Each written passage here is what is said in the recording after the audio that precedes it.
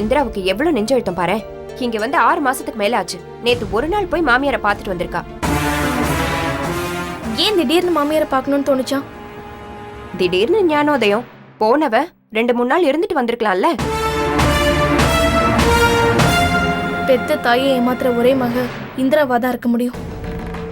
பத்மினி, சொல்லுங்க அத்தை. கோவிலுக்கு போயிட்டு அப்படியே இந்திரா மாமியார் வீட்டுக்கு போயிட்டு வருவோமா? கோவிலுக்கு போயிட்டு நேரா நம்ம வீட்டுக்கு தானே வரணும். அதெல்லாம் இல்ல, சம்மந்தி வீடும் நம்ம வீடு மாதிரி தானே. சாமி கும்பிட்டதும் அப்படியே போயிட்டு வந்துடலாம். இந்திராவுக்கு கெட்ட நேரம் ஸ்டார்ட் ஆக போகுது. என்ன யோசிக்கிற? வா. ஆமா, இந்திரா மாமியார் நீ பார்த்ததே இல்லல்ல? பாத்திருக்கேன். எப்ப? கல்யாணத்துக்கு கூட அவங்க வரலையே. அது அப்படியா? நான் வேற ஒருத்தவங்களை பார்த்துட்டு இந்திரா மாமியார்னு சொல்றேனோ? நீ பார்த்திருக்கவே மாட்ட. குணத்துல சுத்த தங்கம், கோவமே வராது. இந்திராவுக்கு மாமியாரா வந்தது அவங்க செஞ்ச பாவம்னு தான் சொல்லணும். சேச்சே, அப்படிலாம் சொல்லாதீங்க அத்தை. இந்திரா அவங்கள விட்டுட்டு நம்ம வீட்டுல வந்து இருக்காளே, வேற எந்த மாமியாராவது சும்மா இருப்பாங்களா? இந்திரா அவ வீட்டுக்காரருக்கு சொல்லாமல நம்ம வீட்டுக்கு வந்திருப்பா. புருஷன் நம்புற மாதிரி ஏதாவது பொய்ய சொல்லிட்டு வந்திருப்பா. பொய் பேசுறது எப்படின்னு நாமெல்லாம் இந்திரா கிட்டதான் கத்துக்கணும். நீங்களே உங்க மகளை தப்பா பேசலாமா? பெத்த மகன்னு சொல்லி சந்தோஷப்படுற மாதிரியா நடந்துக்கிறாவ? உனக்கும் அவ எவ்வளவு டார்ச்சர் கொடுக்கறான்னு எனக்கு நல்லா தெரியும். ஆனா நீ என்கிட்ட எதுக்குமே வாயே திறக்க மாட்டேங்கிற. ஆனா ஒண்ணு பத்மினி, இந்திரா பண்ற அநியாயத்துக்கு ஏதாவது ஒரு பெரிய சிக்கல்ல மாட்டதான் போறா பாரு. மாமியார் வீட்டுக்கு போனாலே சிக்கல் ஸ்டார்ட் ஆயிடும். சாமி கும்பிட்டு முடிச்சதும் ஒரு ஆட்டோவை பிடிச்சு அப்படியே இந்திரா மாமியார் வீடு வரைக்கும் போயிட்டு வந்துடலாம். சரிங்க அத்தை.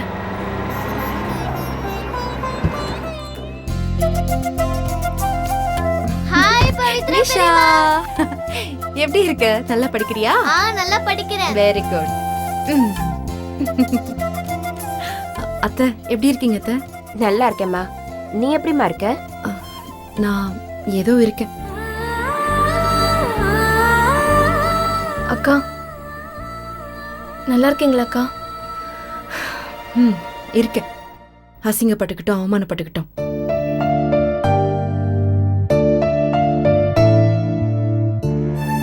பவித்ரா, பத்மினி உன்கிட்ட அப்படி நடந்துக்கிட்டது தப்புதாம்மா. அதுக்காக நான் உன்கிட்ட மன்னிப்பு கேட்டுக்கிறேன். ஏன் அத்தை பெரிய பெரிய வார்த்தையெல்லாம் சொல்றீங்க? கனிஞ்ச மரம் தானே கல்லடி படும். நான் செஞ்ச தப்புக்கு நீங்க என்ன செருப்பால் அடிச்சா கூட வாங்கிக்கிறேன்க்கா. ஆனா என்கிட்ட பேசாம மட்டும் இருக்காதீங்கக்கா. அத்தை என்னத்தை இந்த பக்கமா நடந்து போயிட்டு இருக்கீங்க? இந்த சில்லு வண்டுக்கு நேத்துக்கு பிறந்த நாள். நேத்து எங்களால கோவிலுக்கு போக முடியல, அதான் இன்னைக்கு சாமி கும்பிட போறோம். அப்படியா? நிஷா குட்டிக்கு ஹாப்பி பர்த்டே. Thank you பெரியமா. சாரிடா செல்லம், உனக்கு என்னால gift எதுவும் தர முடியல. நீங்க gift தரலனாலும் நான் சாக்லேட் தருவேன். ஓ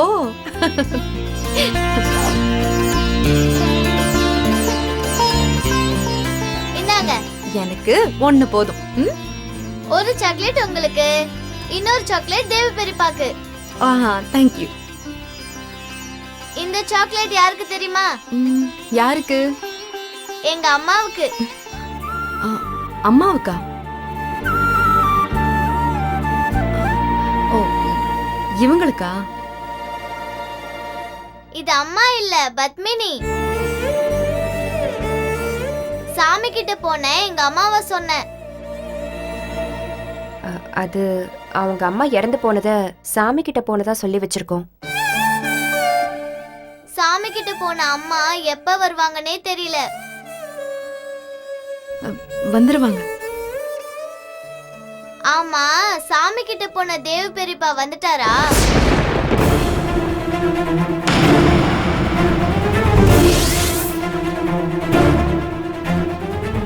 சாமி கிட்ட போன எங்க அம்மாவை தேவ பெரியப்பா பார்த்தாரான்னு கேட்கணும் பெரியமா.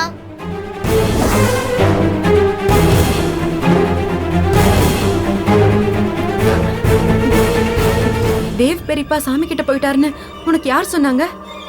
இந்த பத்மினி தான் சொன்னுச்சு.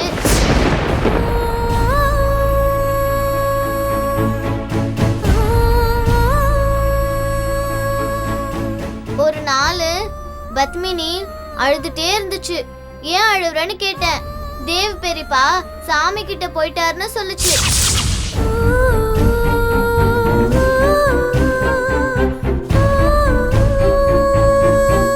அப்படின்னா சாமி கிட்ட போன எங்க அம்மாவை தேவ் பெரியப்பா பாப்பாரான்னு கேட்டேன். 2 பேரும் வேற வேற சாமி கிட்ட போயிட்டாங்கன்னு பத்மினி தான் சொல்லுச்சு.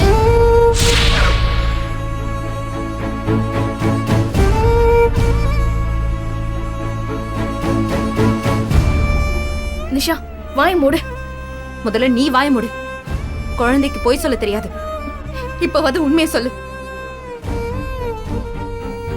அத்தை, இப்ப வரைக்கும் என்ன சுத்தி இருக்கிறவங்க என்ன முட்டாளாக்கிக்கிட்டே இருக்காங்க. நீங்களாவது சொல்லுங்க, நிஷா சொல்றது உண்மையா? என்ன மன்னிச்சிருமா, அவ சொன்னது உண்மைதான்.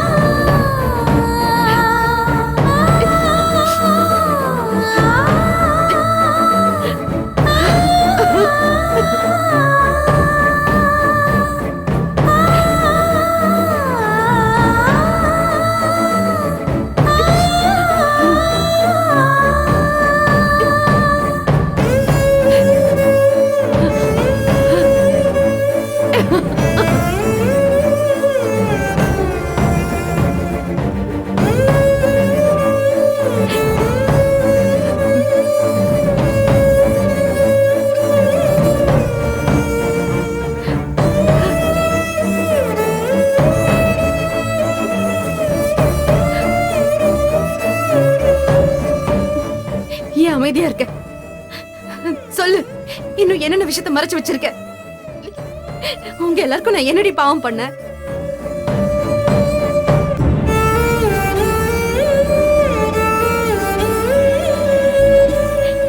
எல்லாரும் நல்லா இருக்கணும்னு நினைச்சு பாசத்தை காட்டுறேனே, அது பாவமா?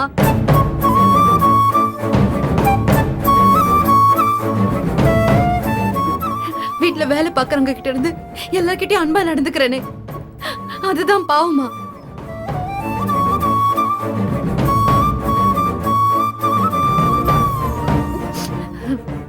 மத்தவங்களுக்கு எல்லாம் உதவி செஞ்சு வாழணும்னு நினைச்சேன், அது பாவமா?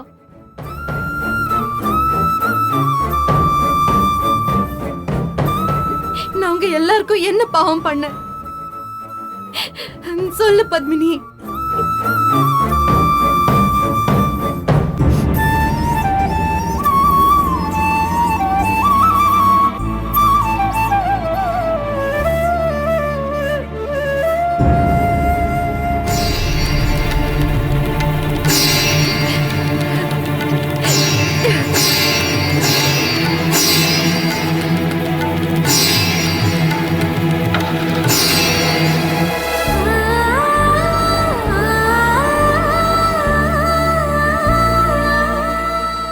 பவித்ரா பெரியம்மா அழுதுகிட்டே போறாங்க? வாயை மூடு, எல்லாம் உன்னாலதான் வந்தது.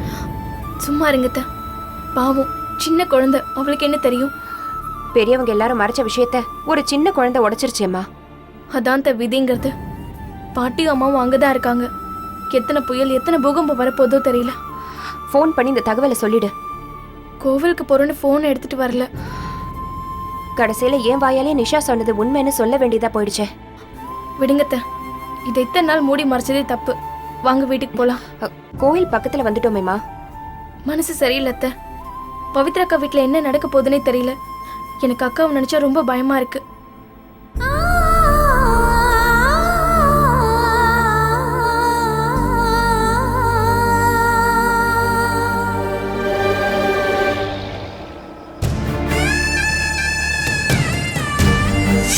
ஒரு நாள் பத்மினி அழுதுட்டே இருந்துச்சு.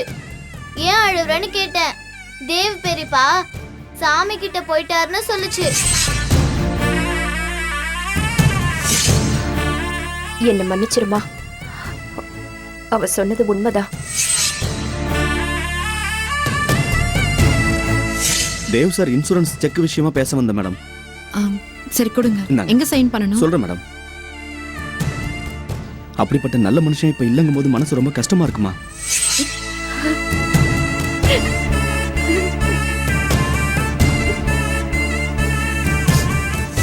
பவித்ரா, உன் புருஷன் செத்துட்டான். இல்லம்மா. என்ன சொல்றீங்க? ஏய், வெளியில போ. சொல்றேன்ல, கீழே வா. உன் புருஷன் செத்துட்டான். இவங்க எல்லாம் உன்னை ஏமாத்திட்டு இருக்காங்க. எனக்கு ஒன்றும் கேட்கலமா, நானே வரேன். டேய், எங்கடி போற? நான் சொல்றது உனக்கு கேட்கவே இல்லையா?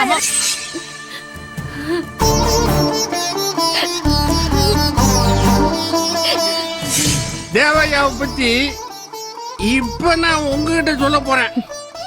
குடிச்சிட்டு வந்துட்டு அவரை பத்தி என்கிட்ட சொல்ல போறியா? உங்களை எல்லாரும் ஏமாத்திட்டு இருக்காங்கம்மா. நீங்க நினைக்கிறபடி தேவையா இல்லம்மா.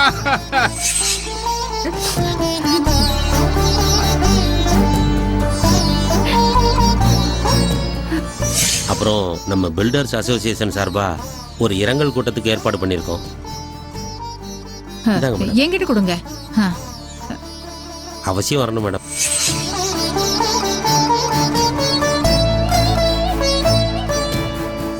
இந்தம்மா குங்குமம் எடுத்துக்கோ. அம்மா பவி, நீ குங்குமத்தெல்லாம் எடுக்க கூடாது.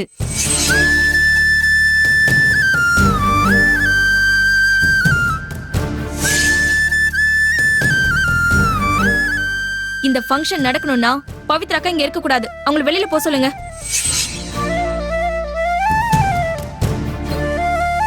சரி, நான் ஃபோன் பண்ணி தரேன், பேசுங்க. ஹலோ ஹலோ பவி. ஹலோ தேவ். பவி ரிலாக்ஸ்.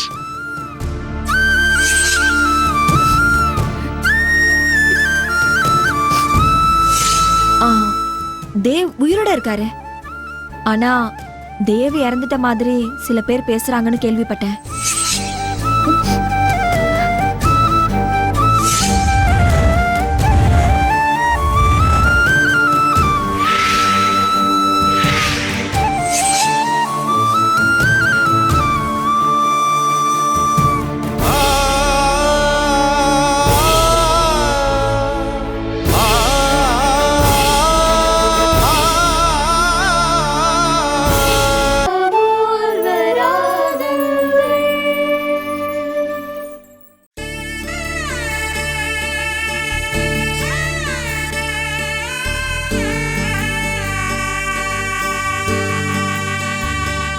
என்னம்மா, கப்பல் கவுந்த மாதிரி ஏன் இப்படி சோகமா இருக்கீங்க? மனசே சரியில்லை கோகிலா. நாம எல்லாரும் எப்ப நிம்மதியா சந்தோஷமா இருக்க போறோம்னு தெரியல. ஏம்மா அப்படி சொல்றீங்க? அதான் பவித்ராவோட பிரச்சனைக்கு ஒரு முடிவு வந்துருச்சுல்ல, அதே மாதிரி எல்லா பிரச்சனைக்கும் ஒரு முடிவு வருமா? இப்படி எல்லாம் நடந்து போயிடுச்சேம்மா. அம்மா, எதையாவது நினைச்சிட்டு இருக்காதீங்கம்மா, எல்லாம் சரியாயிடும், தைரியமா இருங்க.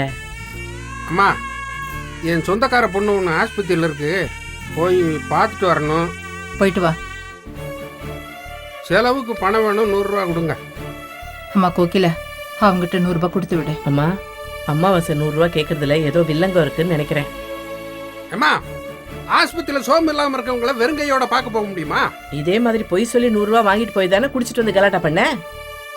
டேய், இப்ப பணம் வாங்குறது அதுக்கு தானா? சொல்லுடா. ஆமான்னு சொன்னா மட்டும் கொடுத்துடவா போறீங்க?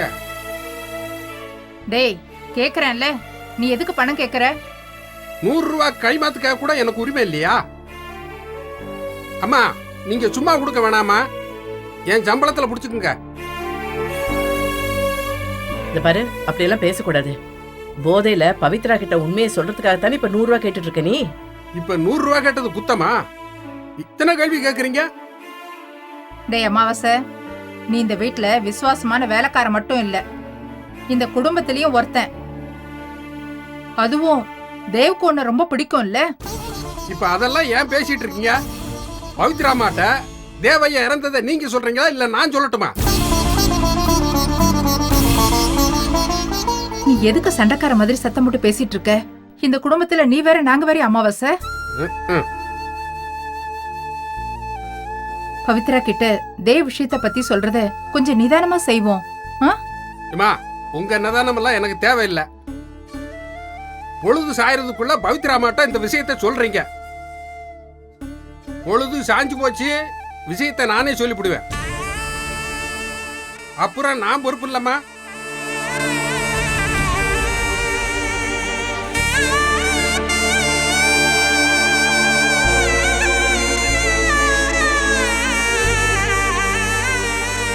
அமாவாசை, நீ இப்படி பொறுப்பு இல்லாம பேசுறது கொஞ்சம் கூட நல்லா இல்ல. வாங்க மாப்பிள்ள. என்ன அமாவாசை என்ன சொல்றது? இன்னைக்கே பவித்ரா கிட்ட உண்மையை சொல்லிடணும்னு துடிக்கிறாரு. சார் நீங்களே சொல்லுங்க சார், இதே நிலைமை கற்பக அம்மாளுக்கு நடந்திருந்தா இவங்க மனசு என்ன பாடுபட்டிருக்கும்? புரியுது அமாவாசை, முதல்ல பவித்ரா வரட்டும்.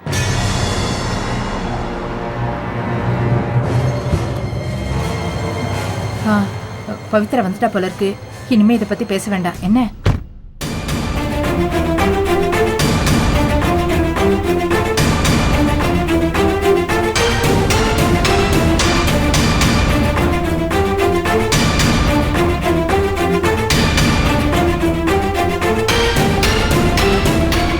நீ பேசாம இரு.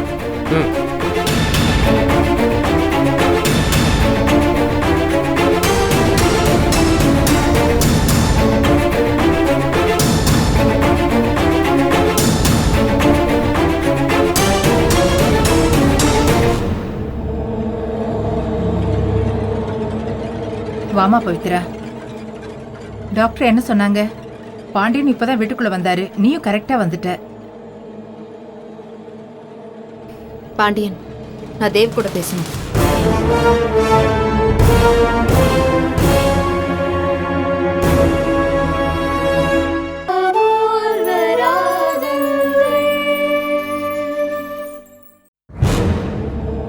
பாண்டியன், நான் தேவ் கூட பேசணும்.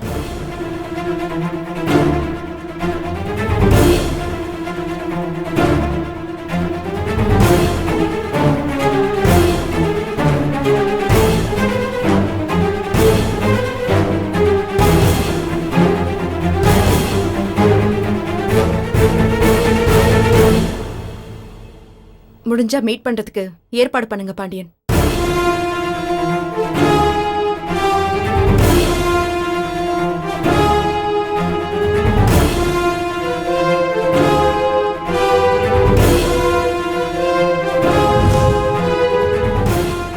டாக்டர் நல்ல விஷயத்த சொல்லியிருக்காங்க, அந்த சந்தோஷத்தை என்ஜாய் பண்ணுங்க பவித்ரா. கர்ப்பப்பையில குழந்தை ரொம்ப ஆரோக்கியமா இருக்குன்னு டாக்டர் சொன்னாங்களாமே, கேட்கவே ரொம்ப சந்தோஷமா இருந்ததுமா. பவித்ரா, தேவ பத்தி நீ கவலைப்படாம வயித்துல இருக்கிற குழந்தை மேல அக்கறை காட்டுமா. நீ மனசுல எந்த குறையும் இல்லாம இருந்தாதான் குழந்தை ஆரோக்கியமா வளரும். என் லைஃப்ல கெட்டது மட்டுமே நடக்கணும்னு கடவுள் என் தலையில எழுதிட்டானே, எப்படி நான் கவலைப்படாம இருக்க முடியும்? உன்னை விட அதிகமான பிரச்சனைகளோட இங்க வாழ்றவங்களும் இருக்காங்க பவித்ரா. எப்படி? புருஷன் செத்தது கூட தெரியாம சுமங்கலி வேஷத்துல தெரிஞ்சிட்டு இருக்கிற ஒரு மோசமான துரதிருஷ்டசாலி நானு.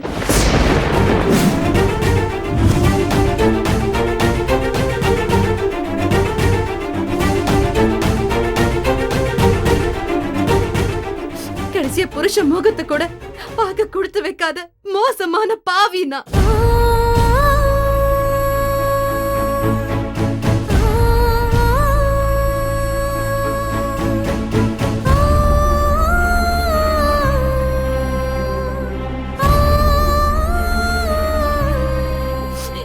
இல்லாத புருஷனுக்காக இதோ இன்னைக்கு வந்துருவாரு, இப்ப வந்துருவாருன்னு வீட்டு வாசல்லே ஏக்கத்தோட தினமும் பார்த்துட்டு இருந்த பாவப்பட்ட ஜென்மம் நான்.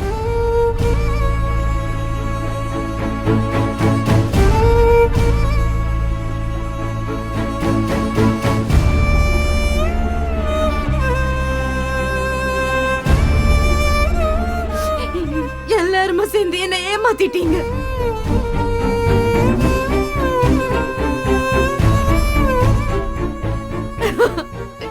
இனிமே எந்த ஜென்மத்துல நான் அவரை பாப்பேன்?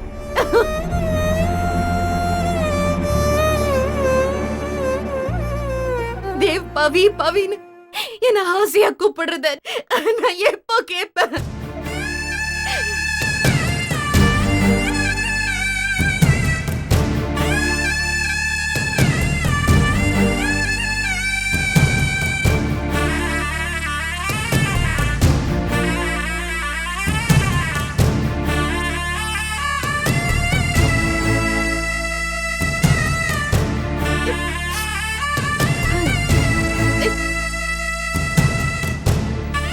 பவித்ரா, நீ ஹாஸ்பிட்டல்ல உயிருக்கு போராடிட்டு இருந்தப்ப அப்படியே விட்டுருக்கலாம்ல.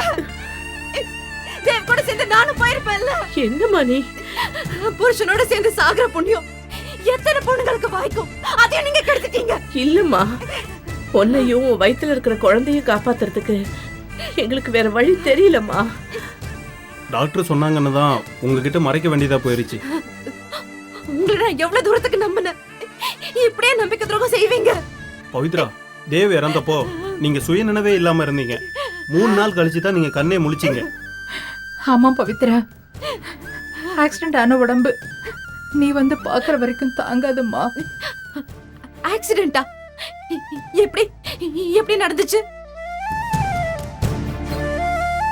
சந்தேகத்துல பிரபு அரெஸ்ட் பண்ணியிருக்கோம்.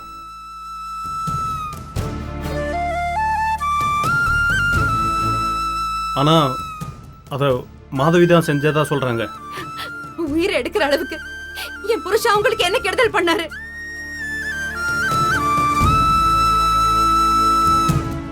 தொழில் போட்டியால தொழில் ரீதியா ஜெயிக்க முடியாதவங்க கொலை பண்றதா தொழில் தர்மமா? சட்டப்படி கடுமையான தண்டனை நான் வாங்கி கொடுக்கறேன் Pavithra. Cool down please Pavithra. எல்லாரும் சேர்ந்து எனக்கு துரோகம் பண்ணிட்டீங்க. அப்படிலாம் சொல்லாதம்மா. உங்களை என் அம்மா மாதிரி தானே நினைச்சிட்டு இருந்தேன். நீங்க கூட இந்த வீட்டு ராசியோ இல்ல ஏன் ராசியோ தெரியலம்மா. யாருமே தனிப்பணமா போறதில்ல, துணையோட தான் போறாங்க. அந்த பயத்துலதான் உன்னை எப்படியாவது காப்பாத்தணுமேங்கிற பயத்துலதாம்மா உண்மையை மறைச்சோம். நீயும் போயிட்டா தேவோட வம்சம் சுத்தமா அழிஞ்சு போயிடுமா. இப்போ உன் தேவி இறக்கலம்மா, உன் வயிற்றுலதான் வளர்ந்துட்டு இருக்கா. எத்தனை ஆறுதல் வார்த்தை சொன்னாலும் என் மனசு ஆறாது பாட்டி. நான் ஒரு விதவைங்கிறதுனால தானே பத்மினி என்ன வீட்டை விட்டு துரத்தி விட்டா. ஐயோ இல்ல பவித்ரா, தேவ் இறந்த விஷயத்த உங்ககிட்ட சொல்லிடுவேன்னு சொல்லி இந்திரா மிரட்டி இருக்கா. உங்ககிட்ட இந்திரா சொல்லிடக்கூடாதுன்னு தான் உங்களை வீட்டுக்கு வரவிடாம பத்மினி செஞ்சிருக்கா. பத்மினி உங்க உயிரை காப்பாத்துறதுக்காக தான் இப்படி செஞ்சாலே தவிர உங்களை அவமானப்படுத்துறதுக்காக இல்ல. என் உயிரை காப்பாத்துறதுக்காக நீங்க எல்லாரும் கஷ்டப்பட்டு இருக்கீங்க. ஆனா என் உயிரே தேவ் தானே.